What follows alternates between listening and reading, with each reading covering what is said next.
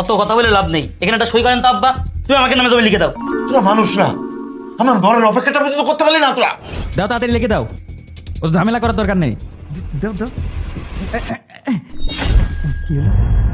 কি ব্যাপার, আব্বা কোনে গেল? আব্বা, আব্বা, আব্বা কি হয়েছে আপনার? এই আব্বা তো অসুস্থ হয়ে পড়েছে, অ্যাম্বুলেন্স ডাক দে। ও পুরো ভান ধরেছে, জমি লিখে দেবে না তো নাটক করছে। তোমরা কি মানুষ? আব্বা এখানে অসুস্থ হয়ে পড়ে আছে আর তোমরা এখনো জমি নিয়ে পড়ে আছো।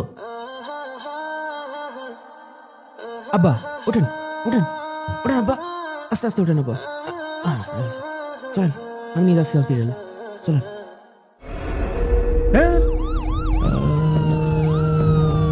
ভাই, ও ভাই, একটু তাড়াতাড়ি চলেন ভাই। হ্যাঁ ভাই যাচ্ছি। আব্বা ওঠো, হসপিটালে চলে আইছি। আসো আব্বা, সাবধানে, সাবধানে পা ফেলো। এই তো চলে আসো আব্বা, সাবধানে। ওঠো ওঠো। ডাক্তার সাহেব ওনাকে বেডে শোয়াই দেন। বসো, আস্তে আস্তে বসো।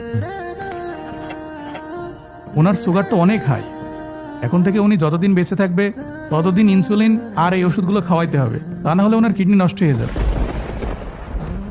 এই নেন, আর ওষুধগুলো দ্রুত কিনে নিন। আব্বা আমি আসছি।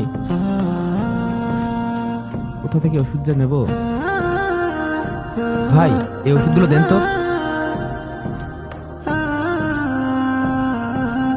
ভাই কত টাকা হচ্ছে? ভাই মোট হয়েছে 18,520 টাকা। ভাই আমার কাছে তো এত টাকা নেই, আমার কাছে মাত্র 1500 টাকা আছে। মাদ্রাসার বেতন পেলে বাদ বাকি টাকাটা দিয়ে যাবানে, এখন ওষুধটা নিয়ে যাই ভাই। না ভাই হবে না নে ভাই, আগে নগদ টাকা নিয়ে আসেন তারপরে ওষুধ নিয়ে যান। এখন আমি আব্বার ওষুধ কিনবো কি করে?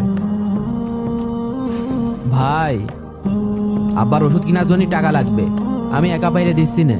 আরে টাকা পয়সা নেই, তোর আব্বা আমাকে জমি লিখে দিইনি, আমরা টাকা দেবো কেন? তুই হুজুর মানুষ, তোর আব্বার জন্যই দোয়া কর, তোর আব্বা ভালো হয়ে যাবে না। মাতুবা সাহেব, আমার আব্বা খুব অসুস্থ, তার সুস্থ করতে 20,000 টাকা লাগবে। আমার কাছ থেকে যদি টাকা নাও, 20,000 টাকা নিতে হলে 5,000 টাকা লাভ দিতে হবে, পারবা? এখন আমি তো মাদ্রাসায় চাকরি করি, এখন 5,000 টাকা সুদে নিলে বিষয়টা কেমন হয়ে যাবে না? নে আরে মিয়া রাখো জনি, নিলে নাও, না নিলে যাও।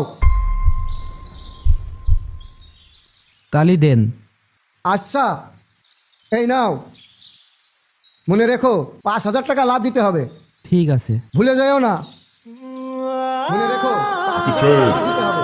আকিব সাহেব,